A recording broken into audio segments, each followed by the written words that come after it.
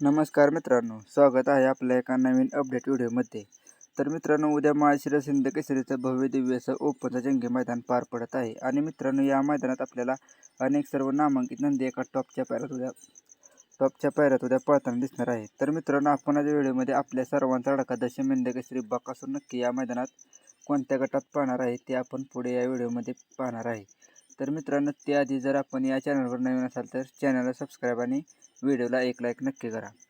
तर मित्रांनो, सगळ्यात पहिल्यांदा आपण आपल्या बकासूरचा पायरा या मैदानात कोणत्या नंदीबरोबर असणार आहे ते पाहूया. तर मित्रांनो, 100% उद्या आपल्याला बकासूर गोटकरांच्या छोट्या सर्जाबरोबर पळताना दिसणार आहे. तर मित्रांनो, या मैदानात बकासूरच्या नावावर एक चिठ्ठी निघाली आहे आणि सर्जाच्या नावावर एक चिठ्ठी निघाली आहे. तर मित्रांनो, पहिली चिठ्ठी बकासूरच्या नावावर निघाली आहे ती म्हणजे गट क्रमांक 11 आणि तास क्रमांक 8 मध्ये. आणि त्याच्यानंतर मित्रांनो, घोडशी सर्जाच्या नावावर दुसरी चिठ्ठी निघाली आहे ती म्हणजे मित्रांनो गट क्रमांक 14 आणि तास क्रमांक 5 मध्ये.